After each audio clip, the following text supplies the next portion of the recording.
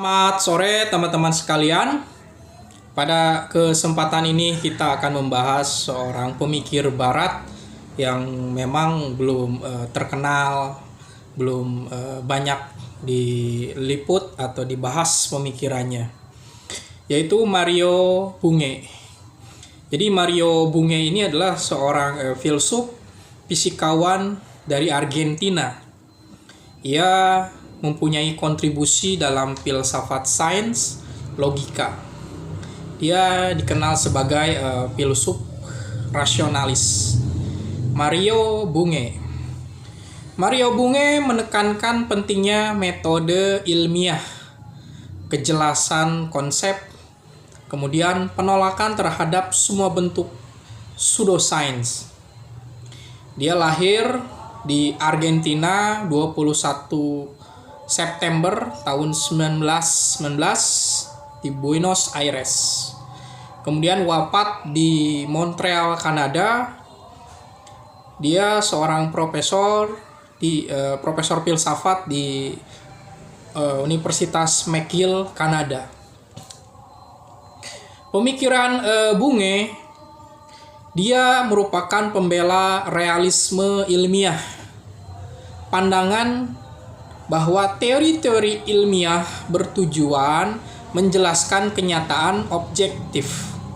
Jadi realisme ilmiah itu memiliki suatu kepercayaan, memiliki suatu pembelaan terhadap kenyataan objektif.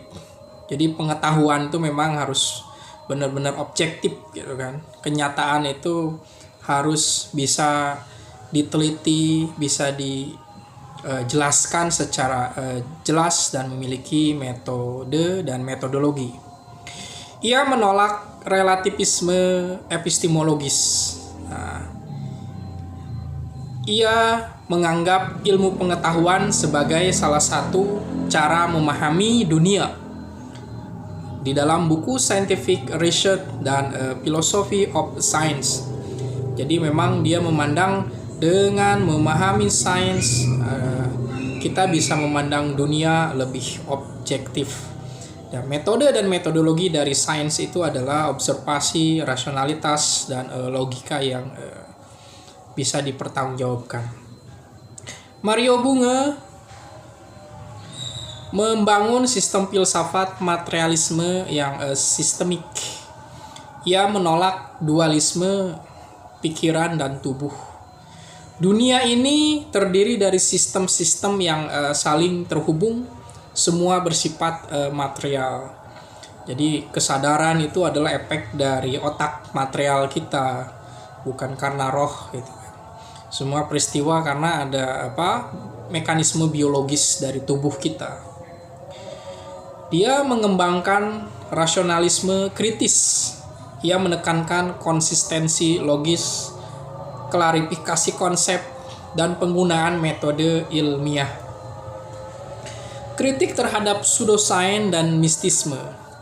Dia mengkritik psikoanalisa Freudian atau Sigmund Freud karena dianggap itu hanya ramalan saja, tidak bisa difalsifikasi tentang ID, ego, superego itu.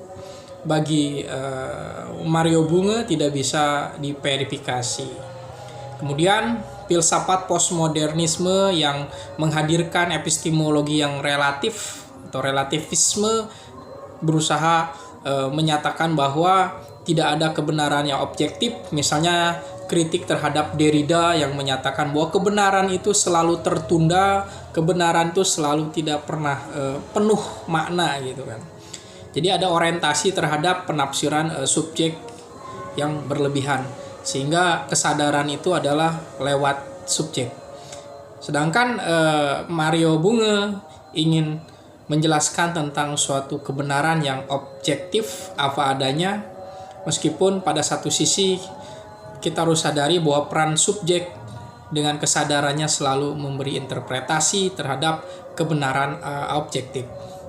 Apalagi Bunge mengkritik New Age dan mistisme, ya sama ketika dinyatakan bahwa tidak bisa difalsifikasi juga komitmen Mario Bunge terhadap sistem pemikiran materialisme dan metode yang bersifat saintifik atau metode ilmiah. Kritik terhadap Bunge adalah reduksionisme pada aspek biologis dan material. Sedangkan pemikiran kita ini tidak hanya meliputi hanya dari sisi biologis atau materialisme, persoalan jiwa, persoalan mengenai cinta itu tidak bisa dibahas hanya dengan sisi metode ilmiah. Sebenarnya pemikiran Mario Bunge ini seperti positivisme gitu kan. Positivisme yang tingkat lanjut lah ya, atau sebenarnya tidak pernah beranjak dari pemahaman dari positivisme gitu kan.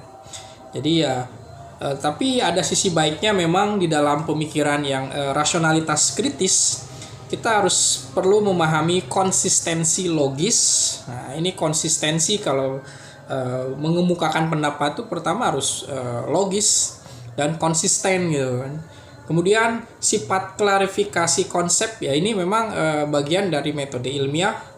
Juga pengembangan suatu penelitian biar lebih baru atau beragam ya dengan metode ilmiah. Semua ada ukurannya gitu kan. Meskipun bagi saya Mario Bunge telah mereduksi kebenaran hanya dengan memilih satu metode, yaitu metode scientific, metode filsafat sains, yang tentu saja itu mempersempit pemahaman tentang dimensi kemanusiaan. Ya, itu bagian dari konsekuensi memilih suatu metode dan metodologi di dalam sains.